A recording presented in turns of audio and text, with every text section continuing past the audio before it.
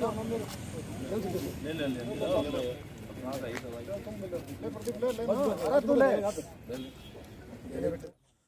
दोस्तों, मैं मनीष कुमार, अखंड भारत की आवाज़, हरियाणा की हलचल और पानीपत क्राइम न्यूज़ में आप लोगों का स्वागत है। और अभी मैं मतलोडा की अनाज मंडी में हूं और यहां पर आड़ती भी हैं, मुनीम भी हैं और किसान भी हैं। तो विनय गुप्ता जी हैं यहीं से, मतलोडा की अनाज मंडी से।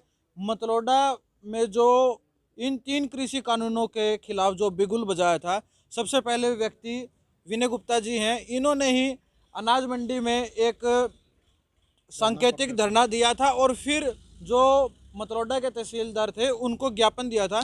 तो आज हम बात करेंगे, 3 कृषि कानून भी वापस हो गए और आज किसान आंदोलन भी समाप्त हो गया। क्या कुछ कहना है आपका? देखिए, सबसे पहले जब 5 जून 2020 को वर्तमान केंद्र सरकार ने ये 3 कृषि काले कानून बनाए थे, सबसे पहले मैंने अनाज मंडी मतलोडा में 19 अगस्त 2020 को किसान और आढ़तियों के हजारों समूह के साथ यहाँ धरना रखा, आंदोलन किया और उसमें नायब तहसीलदार मतलोडा को मैंने ज्ञापन दिया और उसमें हमने मांग करी थी कि ये जो 3 नए आपने कृषि के कानून बनाए हैं, ये काले कानून हैं। इनके लागू होने से भारत का किसान बेघर हो जाएगा और भारत के आड़ती बेघर हो जाएंगे, सारी अनाज मंडियाँ बंद हो जाएंगी, सारा व्यापार चौपट हो जाएगा, देश की अर्थव्यवस्था खराब हो जाएगी। आपको ये कानून हर हाल में रद्द करने पड़ेंगे। यदि आप नहीं माने, जब तक किसान आंदोलन शुरू नहीं हुआ था, जब मैंने धरना रखा, मैंने ये बात उस दिन धरने प्रदर्शन में कही थी 19 अगस्त 2020 को कि यदि केंद्र सरकार ने ये काले कानून रद्द नहीं करे तो भारत का किसान, मजदूर, आड़ती और व्यापारी सड़कों पर आएगा, धरने प्रदर्शन होंगे, आंदोलन होंगे और एक दिन केंद्र की सरकार को झुकना पड़ेगा और किसान की जीत होगी और हर हाल में तानाशाही की हार होगी। ये हमने उसी दिन कह दिया था। लेकिन ये सरकार की तानाशाही रवैया ही था जो 12 महीने और 12 दिन का समय सरकार ने लिया। सरकार ने जब किसानों ने आंदोलन शुरू कराया 26 नवंबर 2020 को, उस दिन या उसके 10 दिन में, 20 दिन में बात ये समझ में आ सकती थी, लेकिन वो तानाशाही रवैया होने के कारण उन्होंने 1 साल का समय बिताया, जिससे किसानों को बहुत बड़ी नुकसान हुआ और किसानों को बहुत इन्होंने कोशिश करी कि किसी भी तरह से इनको परेशान करके यहाँ से भाग जाए। उनको आंदोलनजीवी कहा, आतंकवादी कहा, खालिस्तानी कहा, विदेशों से पैसा आता है, विदेशों से ताकतें आती हैं, बहुत इस तरह के बयानबाजी करे।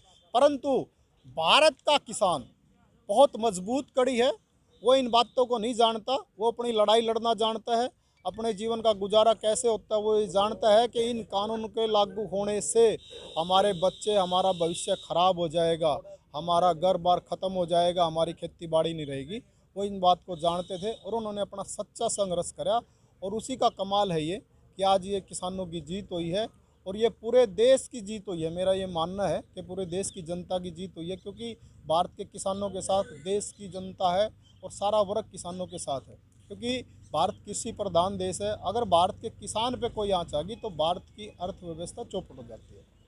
गुरु पर्व पर प्रधानमंत्री नरेंद्र मोदी ने 3 कृषि कानून वापस किए और अब नया साल आ रहा है, नया साल का तोहफा और उधर से गुरु पर्व पे तोहफा दे दिया। मतलब अब पहले तानाशाही में फेमस थी, अब तोहफेबाजी में फेमस हो चुकी है सर। नहीं, हम इसको तोहफा नहीं कह सकते, ये तो सरकार की एक मजबूरी बन गई, सरकार की गले की फांस बन चुका कि भाई किसानों की बात सच्ची है, इनकी मांगे सच्ची है, इनके साथ आप अन्याय कर रहे हो और ये अन्याय होने नहीं देंगे। इस करके सरकार ने ये देखा कि भारत के हर राज्य में आपकी हार होगी और आने वाले लोकसभा चुनाव में भी आपकी हार होगी, क्योंकि आपको देश की जनता ने इसलिए नहीं चुना कि आप किसी का रोजगार खत्म कर दो, किसी को बेघर कर दो। गुप्ता जी, आपका कहने का मतलब ये चुनावी दौर को देखते हुए वो भी एक वजह थी, परंतु उनको ये पता है कि ये भारत का किसान मजबूत है, ये पीछे हटने वाला नहीं है। किसानों ने ये घोषणा पहले कर चुके थे कि यदि प्रधानमंत्री जी का और केंद्र सरकार का ऐसा ही तानाशाही पूर्ण रवैया रहा तो चाहे 2024 तक लड़ाई लड़ें। केंद्र सरकार को इस बात का पता था कि भारत का किसान 2024 तक भी लड़ाई लड़ सकता है, इसलिए उन्होंने किसानों की बातों को जायज़ मांगते हुए इन काले कानूनों को रद्द किया। किसानों की जीत हुई, किसानों के संघर्ष की जीत हुई, देश की जनता की जीत हुई। कुछ किसान नेताओं के सुर बदलते नजर आ रहे हैं। पंजाब के कुछ किसान नेता हैं, वो चाहते थे आंदोलन समाप्त हो, और जो किसान नेता राकेश टिकैत है वो चाहते थे किसान आंदोलन समाप्त ना हो। उनकी बयानबाजी में भी नज़र आता है, उसके बारे में।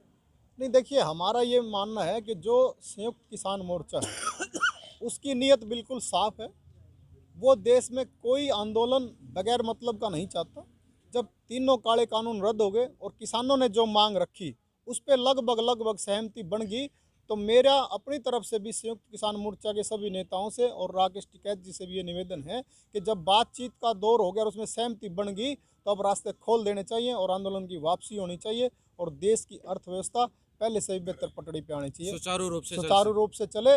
लेकिन ये बात सच्ची है कि तानाशाही की हार हुई है और किसानों के संघर्ष की जीत हुई है। लोकतंत्र बचा है देश में। अब केंद्र सरकार को और भारत के आदरणीय प्रधानमंत्री मोदी जी को ये लगा है कि इस देश में लोकतंत्र है, इस देश में कानून है, धक्काशाही तानाशाही नहीं चलेगी। नियम चलेगा, संविधान चलेगा, कानून चलेगा, पर धक्काशाही और तानाशाही नहीं चलेगी। ये काले कानूनों को रद्द होने से ये बिल्कुल साफ बात है कि देश का लोकतंत्र भी बचा है, देश का किसान और आड़ती ही नहीं बचा, देश का लोकतंत्र भी बचा है। अभी हमारी मतलोडा अनाज मंडी में जो विनय गुप्ता हैं, आड़ती भी हैं और जिला पार्षद भी हैं, उनसे हमारी खास बातचीत हुई, क्योंकि मतलोडा अनाज मंडी में शुरुआती 3 कृषि कानूनों के विरोध में उन्होंने ही शुरुआत की थी। तो उनसे बातचीत हुई। पल पल के अपडेट्स के लिए